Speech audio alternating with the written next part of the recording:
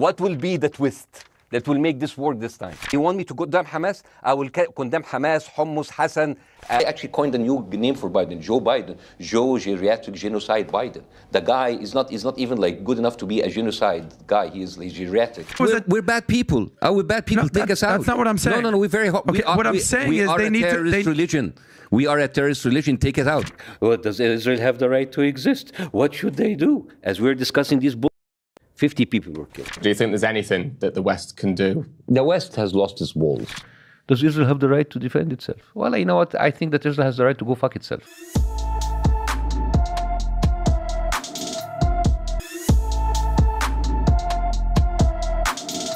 You know, it's just like those Palestinians, they're very dramatic. Israel killing us.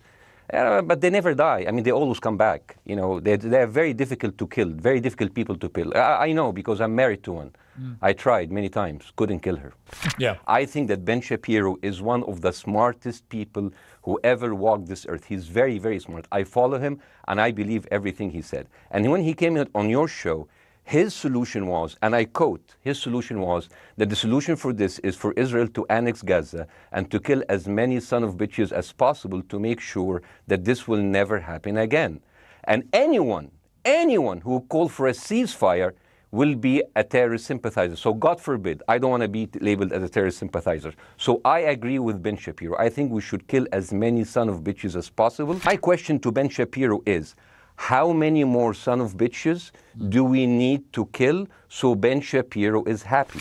This is the death of Israeli and Palestinians, and it's changing from 1 year to year. It's like fluctuating like crypto. So my question is today, what is the going rate today for human lives? I mean, 2014 was a great year for Ben Shapiro. 88 Israelis were died, and there was 2,329 Palestinians killed on the other side. That is one Israeli for 27 Palestinians. That is a very good exchange rate. What I'm saying is, what is the exchange rate for today? You guys will be happy. That's my question. Well, it's not me. It's not me, guys. I'm not on either side. No, not you. Like when I say you guys, I say like people on the other side of that. I know that you don't think like that, Piers. You're one of the good guys. The thing is, like, you know what? I agree with you, and you know what? I'm going to be even ahead of you because I see the question coming. Do you condemn Hamas for the atrocity? Yes, I condemn Hamas. I condemn Hamas. I condemn Hamas is the source of all evil. They're a reason for everything. And you know what? Let's for a minute imagine a world without Hamas. Right. What will this word look like? Let's give this word a name, and let's name this word the West Bank. Hamas has absolutely no control in the West Bank. And since the beginning of this year, only through August, 37 Palestinian kids were killed. No music festival, no paragliding, no Hamas. Since the occupation of the West Bank, 7,000 Palestinians were killed. No music festival, no paragliding, no Hamas. I can go on and on and on and on. I heard Ben Shapiro and I heard Ron DeSantis, and they said Israel is the only military force in the world that warns civilians before bombing them. I mean, how fucking cute. That is so nice of them. Because with this logic, if Russian troops started warning Ukrainians before bombing their houses, we're cool with Putin, right? I mean, okay, Habibi, you have warned them, go invade, it's fine, you have done your job. You remember my wife's family, they live in Gaza, so I asked them, I told them, when Israel gives you the nice warning, the cute warning, does Hamas force you to stay in your home so you can be bombed and use as human shield? You know what? Hassan, my wife's cousin, he's a loser. You know, he told me. You know, when I asked him, does that happen? He told me, no. The lying son of a bitch lied to me. I told him, you don't understand. Ben Shapiro and Ron DeSantis keep saying that Israel warns you and Hamas asks you to stay put. So I told you, he's a loser. He never kept a job. He even failed in all of the interviews to become like a human shield. I would believe Ben Shapiro. What will be the twist that will make this work this time? You're talking in a generalized way about people in the West who always talk about Arabs as savages. I don't. No. I'm talking about America. I actually led the campaign. I led the media campaign in this country against the Iraq War. Okay, so I don't see. I don't see people in the Middle East as savages. You are one of the good ones. But what I would say is, I'm not talking about you. You're great. No, it's not about me being great. You're amazing. We love you. It's about. You want me to condemn Hamas? I will condemn Hamas, Hummus, Hassan. You have just compared Israel with ISIS. No, I haven't. I don't see any comparison between It's Israel going to be the ISIS. headlines tomorrow. Piers Morgan, Israel is ISIS. Only amongst people who weren't listening. And I don't know why, as an American, I can say whatever I want about Trump or Biden, and then I come to Israel and all of these like booby traps that you cannot go into. It is unfair, and it's against the freedom of expression, and that is against the promise that America and the West give the people to tell them to come to us. So when I went on the Piers Morgan show, knowing that I can lose stuff, which I did, and also I can lose my people because if I didn't go hard enough. The only way that I did, you say that my satire was dark. You know why my satire was dark? Because reality was darker. Because we were like sitting there talking, like commending Israel for warning people before they bomb them. It's just, what?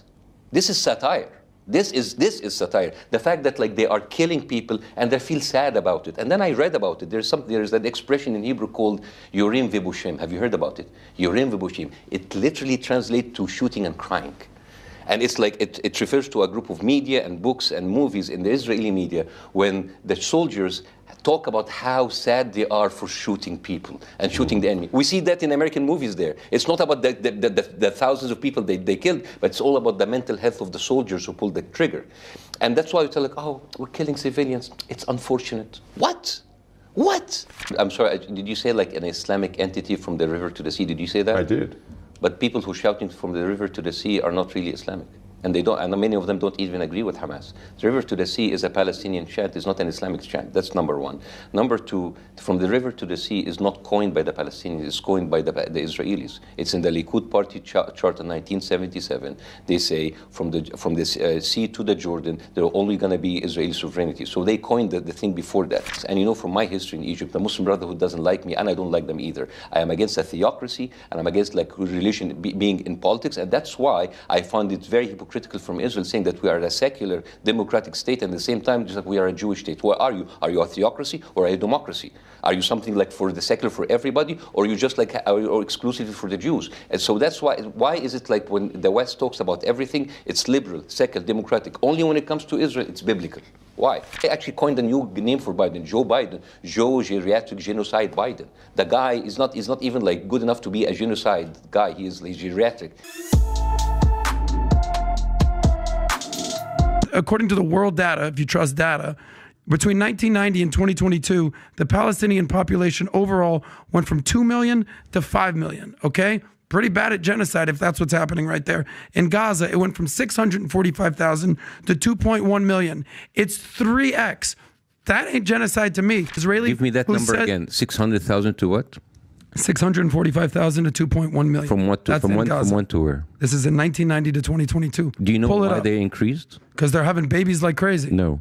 You see, this is how like when you watch data while being uninformed makes you look very stupid. Tell me why. Tell me how the population has gone from 2 million to 5 million. Yeah, because most of the 1.5 extra million didn't come from Gaza. They were pushed away from other parts of Israel. So most of these people, they have increased because of refugees being kicked out. If you're talking about the settlers, those are tens of thousands. Stop I'm talking about those Gaza. aren't millions of people. Dude, listen, my wife's family is not from Gaza, and yet they found themselves in Gaza because they were sitting in other cities and villages outside Gaza. This is the systemic pushing of people from other parts of Israel, pushing them to Gaza. That's not millions of people. This is why I said that you're intellectually dishonest or intellectually lazy. No. That's not the cause of millions of people being moved.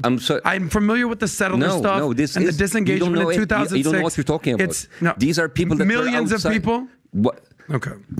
The people who belong to Gaza are 700,000 people. Right now, Gaza is 2.2 million. That is not birth rate, my friend. These are people pushed from, and by the way, that's not the first time. 1948, at the night of the declaration of the State of Israel, 1.5 million Palestinians were like moved overnight. So it's not the first thing. So before you giving me numbers you want to appear smart, know what are behind the numbers, because these are not people giving babies. Okay. These are people being pushed from other places in order to be part of the open air prison that it is. This whole thing about you hate Israel and hate Islam, this is a very lazy way to talk to people. It's kind of like your thing. What did I tell you that is so lazy? What did I tell you like you're fucking racist? Because these are officials in the official government of Netanyahu. If you have someone an Arab president, like the Egyptian president or the Jordanian king, tell you from the river and the sea, it's like, oh, it's the Arab authorities. You are basically complaining people on Facebook and the official viewpoint of the Israeli government. You're basically comparing apples to oranges. It doesn't make any sense.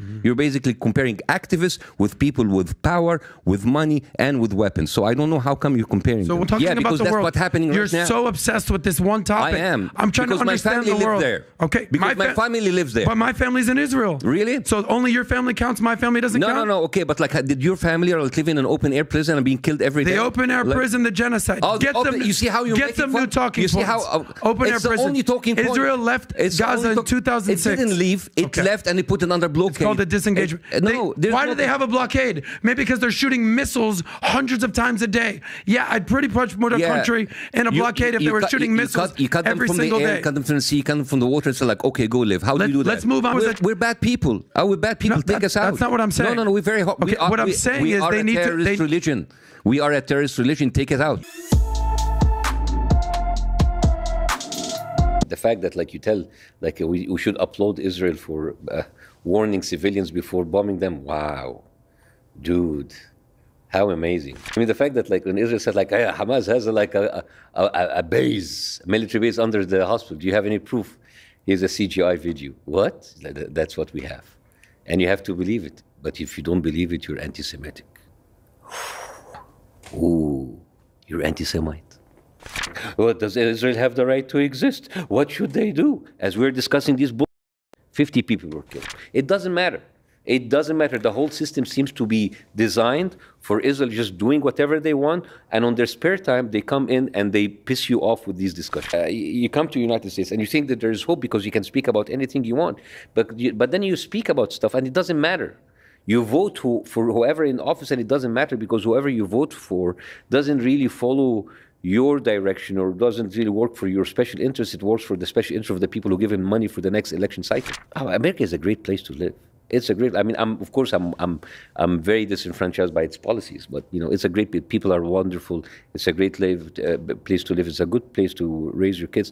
I'm not gonna lie. I mean, I'm not complaining about America as the place, but as many Americans, they don't like the policies of their countries. As many British people, they don't like the policies of their, the British government. It is fine to be disfranchised by the policies of your government.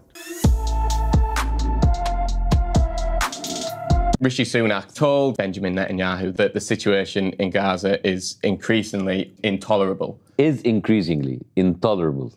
You see, I don't even need to comment. I need to just repeat what he said, which is interesting, that after 6 months, 30,000 people killed, 80% of the place destroyed, 100% of the people displaced, 50% of the victims were children, but it is starting to get a little bit uncomfortable. Do you think there's anything that the West can do? The West has lost its balls. The West has no balls, they have no courage, and there is absolutely no honor letting Israel do whatever they want to do. You know, the same thing that they say about the Israeli army, that the Israeli army is the most moral army in the world because they are a vegan army. Which is, and it's like you can write a whole like routine about that. Yeah, because, you could, yeah. They use biodegradable bullets, reusable body bags. Yeah, nice. You know, sustainable missiles. You know, it's like we should celebrate that. Yeah, go Israel. It's been for 6 months, and even the only one who's there, who's Al Jazeera, has been labeled by Israel as a terrorist organization. And we have okay, yes, master, yes, of course, yes, whatever you say.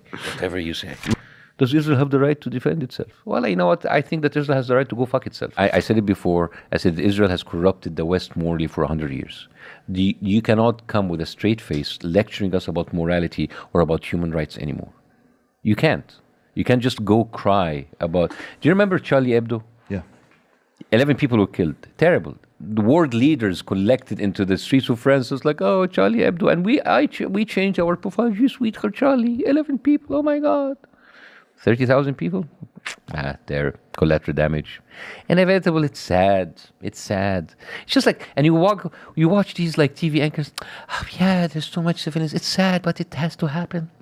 Remember how Donald Trump was so difficult to make fun of? Yeah. Because by the time you you catch up with one of his like atrocious statements, he's already on the second one.